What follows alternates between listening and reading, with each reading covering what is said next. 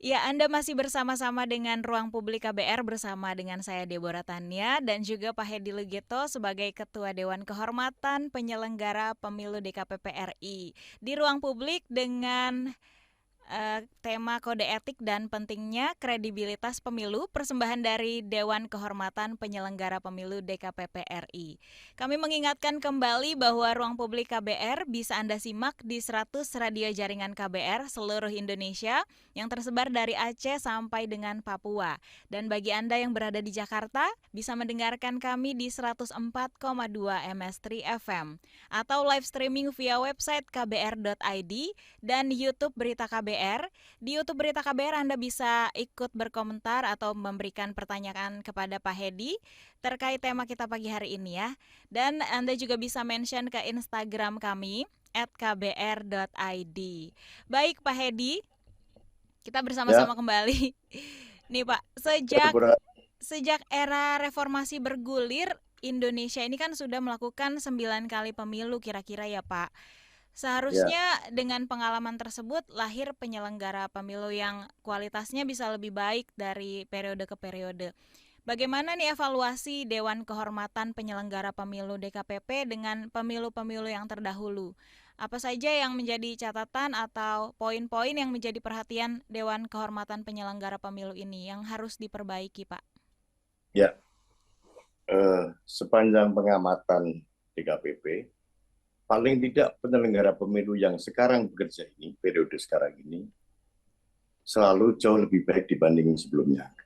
Saya ambil contoh misalnya, komisioner KPU itu, mereka itu berkarir sebagai penyelenggara pemilu, mulai dari anggota KPU di tingkat kabupaten, naik ke tingkat provinsi, kemudian di KPU RI. Hal yang sama juga terjadi di Bawaslu. Bawaslu itu mereka itu berkarir mulai dari anggota Bawaslu kabupaten semuanya, dari kabupaten naik ke provinsi, kemudian menjadi anggota Bawaslu RI. Dengan rekam jejak seperti itu, mereka semua saya kira adalah orang-orang pilihan sebagai penyelenggara pemilu pilihan. Jadi saya sangat yakin integritas mereka, profesional mereka sangat bagus, dan saya berharap ke depan paling tidak ada lagi pelanggaran etika yang diadukan ke DKPP. Juga tidak ada lagi pelanggaran-pelanggaran yang lain.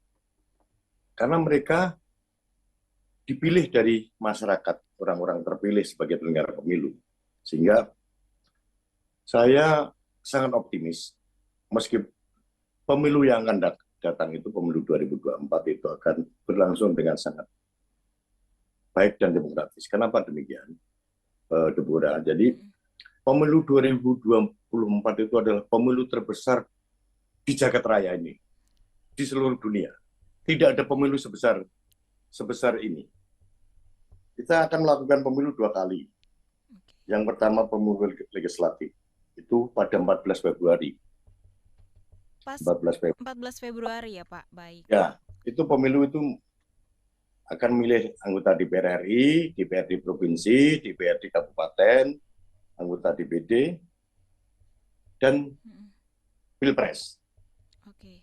Itu kemudian pemilu 27 November itu akan memilih kepala daerah.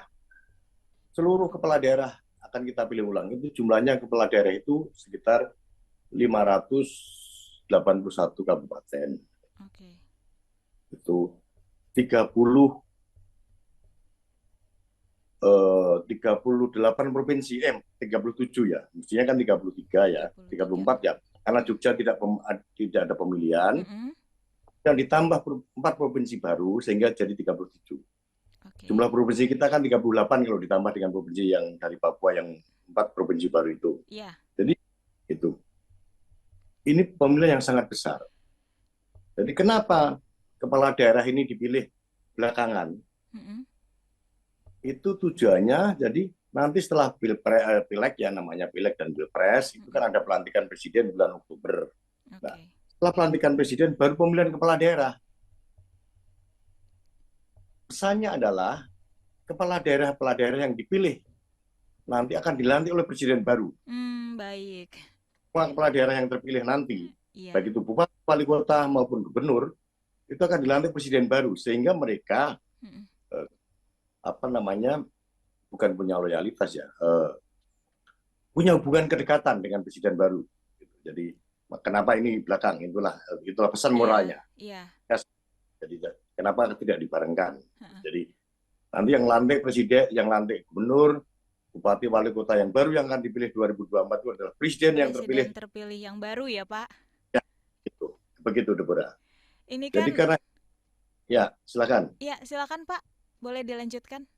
Ya, karena ini adalah pesta demokrasi yang sangat besar dan bersamaan gitu. Mari kita eh, lakukan namanya pesta, kita harus bergembira ya. Jangan sampai ada lagi seperti sebelum-sebelumnya eh, saling ejek, Ya, saling menyerang gitu kan. Kita lakukan pemilu dengan gembira, dengan senang. Kalau ada perbedaan pilihan itu kan hal biasa harus ya Pak ya. hal yang biasa. Ya, Jangankan antar tetangga atau antar teman, di rumah saja kita sering berbeda pendapat antar suami dengan istri juga kadang berbeda ya Pak pilihannya. ya, sesama anak aja yang lahir dalam satu kandungan aja juga berbeda gitu kan. Iya, Jadi kan masalah sebenarnya. betul. Ya, Nah, ini kan tadi Pak Hedi bilang kalau 2024 ini adalah pesta demokrasi yang terbesar bahkan di dunia ya Pak ya untuk ya. yang Indonesia akan lakukan. Di 2024 ini kira-kira 2 tahun lah ya, 2 tahun kurang kita akan mengadakan pesta demokrasi ini. Sejauh mana Pak persiapan yang sudah dilakukan oleh DKPP untuk menghadapi pemilu 2024? Kalau DKPP itu sifatnya pasif ya, artinya tadi di depan sudah saya sampaikan, DKPP itu sifatnya menerima pengaduan pelanggaran etik. Dan selama ini, sekarang ini, Deborah, proses penyelenggaraan pemilu pada sampai tahap Bawaslu itu melakukan rekrutmen namanya Panwasam, Panitia Pengawas Kecamatan. Kemudian KPU sedang melakukan rekrutmen PPK, Panitia Pemilihan Kecamatan, dan PPS, Panitia Pemungutan Suara di tingkat desa. Jadi mereka sedang berproses melakukan rekrutmen penyelenggara pemilu. Sekarang saat ini sedang berproses itu adalah KPU melakukan rekrutmen di PPK dan BPS. Bulan lalu itu Bawaslu melakukan rekrutmen Panwasam. Dalam rekrutmen itu tentu saja ada yang tidak puas karena dia tidak terpilih sebagai anggota Panwasam kayak itu. Banyak yang mengadukan ke DKPP. Dalam sebulan terakhir ini pengaduan yang menyangkut Panwasam itu ada 35 sebulan terakhir ini. Kemudian ada juga pengaduan yang dari KPU itu baru 3 karena KPU baru mulai berproses. Pengaduan etik itu kebanyakan ya. Iya. Kebanyakan yang diadukan itu pengadunya adalah orang atau yang tidak terpilih sebagai anggota Panwasam kecewa gitu kan, kecewa. Jadi mengadukan gitu ya Pak. Dan mengadukan yang DKPP. terpilih, yang terpilih ini loh, yang terpilih ini punya melakukan cacat integritas. Kemudian rekrutmennya juga dianggap tidak sesuai dengan harapan dia. Jadi pengaduan itu sekarang sudah masuk ke DKPP dan itu nanti siap, beberapa diantaranya sudah kita lakukan verifikasi administrasi, kemudian akan masuk verifikasi material dan beberapa diantaranya sudah akan siap disidangkan minggu depan. Apakah benar enggak itu tuduhan laporan masyarakat tentang pelanggaran etik yang dilakukan oleh penyelenggara pemilu. Terutama dalam hal ini adalah Bawaslu di tingkat kabupaten kota ya, bukan pusat ya ini ya. Di tingkat kabupaten kota. Begitu. Jadi sekarang sedang berproses.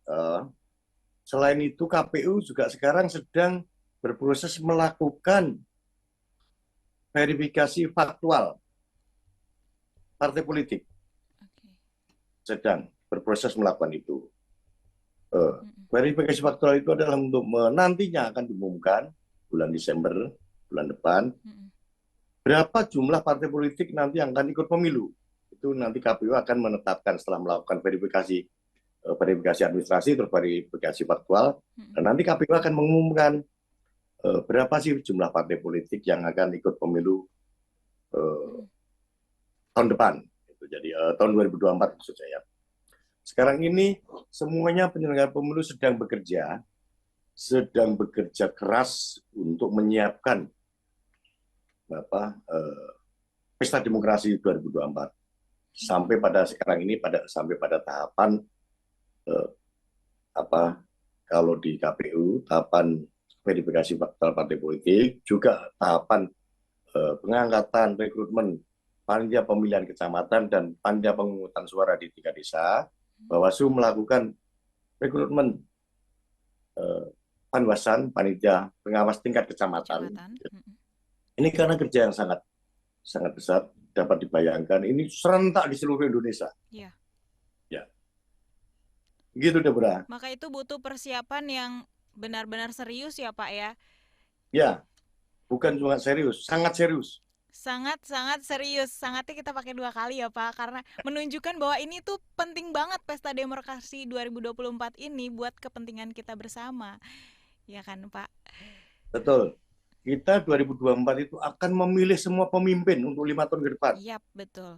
Ya, mulai dari presiden sampai bupati, Mm-mm. mulai dari DPR RI sampai DPRD tingkat kabupaten. Mm-mm. Jadi semua nanti tahun 2024 itu kita akan mendapat paket pemimpin nasional dan pemimpin daerah yang baru semua. Iya, Itu betul. kita sambut, kita yang baru, fresh, sehingga kita juga harus bersemangat untuk menyambut era baru kepemimpinan nasional 2024 untuk 5 tahun ke depan. Iya, Karena baik. itu namanya good and good baru karena kita pilih ulang gitu kan. Yes.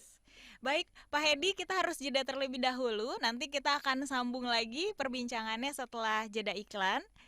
Kami terus mengundang saudara yang ingin memberikan komentar bisa melalui telepon di nomor 0800 245 7893 atau WhatsApp kami di 0812 118 8181 dan Anda juga bisa menyaksikan lewat YouTube Berita KBR dan melakukan komentar di kolom chat yang ada di sana.